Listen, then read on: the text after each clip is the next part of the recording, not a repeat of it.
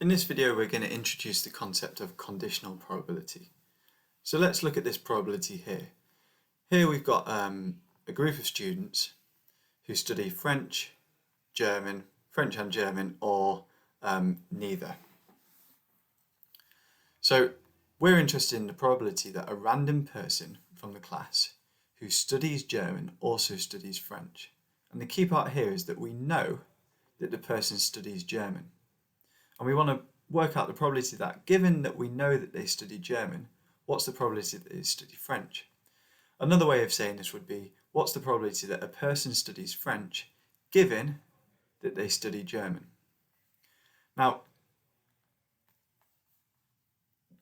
the way that we could write that in shorthand notation is we could write that as, what's the probability that they're in the French category, or the French set, given that we know they're in the German set, or given what's the probability that French happens given that we know German has happened. Well, if we think about this, we know that we're in the German group. So we know that we've narrowed it down, we've kind of zoomed in, and we're just looking at these 10 students in this category. So given that we're in this circle, we're basically asking ourselves a question: what's the probability that we choose a random person from within this circle and they study French? Well, hopefully that's obvious to see. That's going to be 3 out of 10. Well, we can get a formula from thinking in this way for the probability of F given G.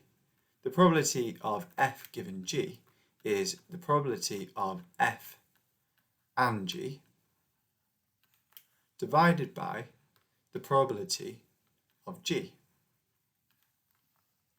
So this formula, the numerator, tells us how many people are in this intersection. So how many people were here, but as a fraction out of the entire class. So if we were to use this formula, we'd have 3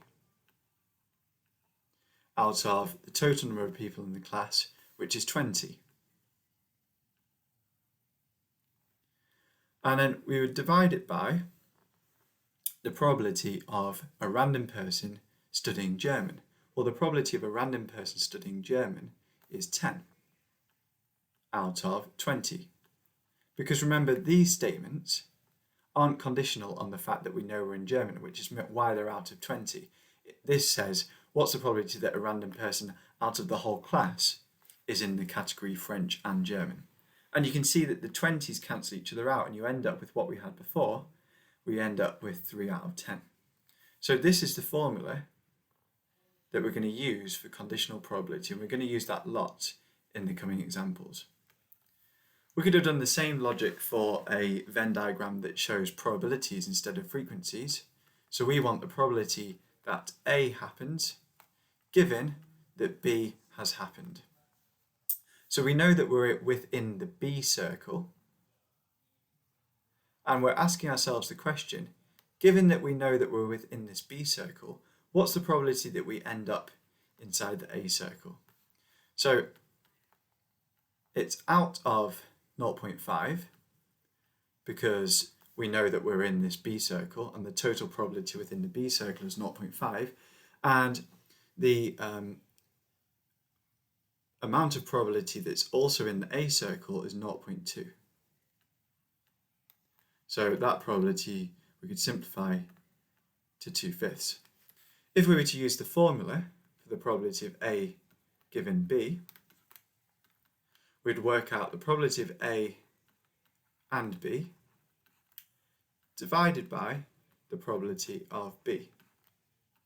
So let's see how that formula would work. Now, the probability of A and B happening is, if we look at this sample space, what's the probability that we are in this region in the middle of the intersection, which is 0.2.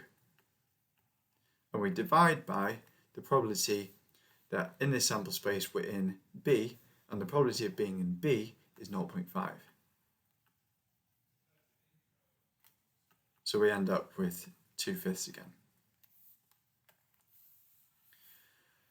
So in example 3, we've got a class of 75 students, and we know that 25 of them study only humanities, 35 study only a science subject, and 11 study both sciences and humanities.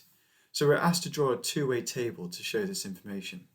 If we weren't asked to draw a two-way table, we'd probably use a Venn diagram, but we are specifically asked to draw a two-way table. So we're going to split the class up into various categories. Those that study humanity, those that don't study humanity, and those that study science, and those that don't study science. And we created these 4 categories, and we can put in how many people there are in each of these categories.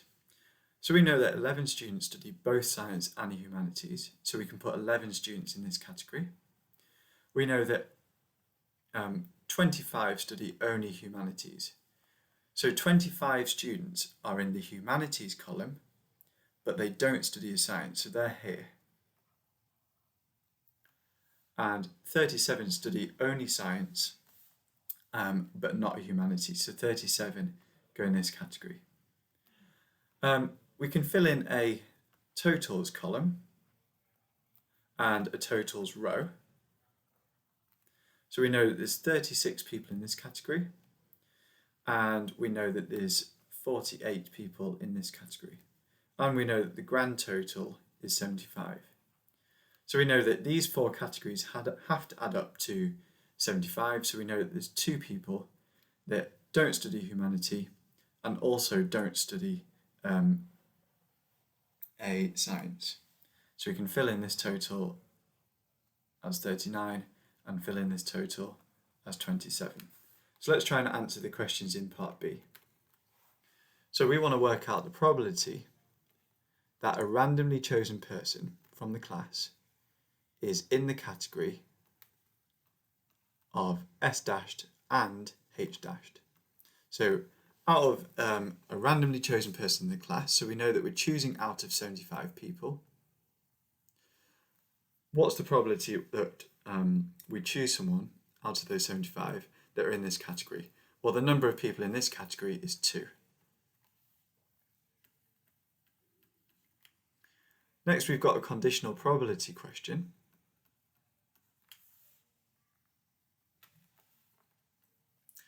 And this means, what's the probability that someone studies science, given that we know that they're in the H category, given that we know that they study humanity? So let's first of all use a formula to work this out. So our formula is, that's the probability of choosing someone who's in the category S and H, divided by the probability that someone is in the set H. So remember, this numerator is what's the probability that out of the year I choose someone who studies a science and a humanity. So that probability, it's out of 75 because there's 75 people in the year, and there's 11 people who study a science and a humanity. So that's our numerator, and this is what's the probability that a randomly chosen person out of the year studies a humanity. Well, we know that there's 75 people in the year, so it's out of 75, and we know that 36 people are in the study of humanity. And we could simplify that because we could cancel the 75s, times the top and the bottom by 75 to get 11/36. So that's using the formula. If you don't like to use a formula, we could just think about this with a bit of logic.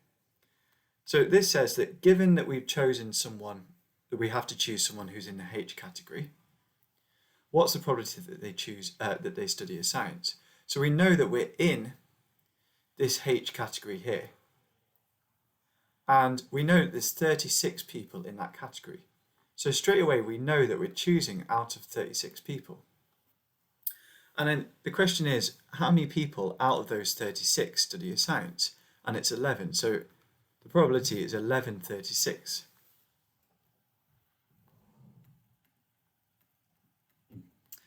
In part 3, we want to find out the probability that someone studies history, given that we know they don't study a science. So again, let's use the formula. The formula would be the probability of H and not S divided by the probability of not S. So let's look at this numerator. This numerator says, what's the probability that a randomly chosen person out of the 75 in the class studies humanity and doesn't study a science? So we know that because we're choosing out of the class, it's out of 75, and we want how many people are in the category H and not S, and we know that that's 25 people. And this numerator says, what's the probability that a randomly chosen person out of the year, so out of 75, is in this category, not science? So the number of people that don't study a science is 27 out of 75. And we could times the top and the bottom by 75 to get 25 out of 27. Well, that's using the formula. Let's try and do it without the formula, just thinking about it logically. So this basically says that we know we have to choose from someone, or we're choosing from someone who doesn't study science. So we know we're choosing out of 27 people. So the probability of choosing someone who studies history out of those, humanity, out of those 27 is 25 out of the 27. And that's the probability that we choose someone who studies a humanity, given that we know that we're just choosing out of the people that don't do science.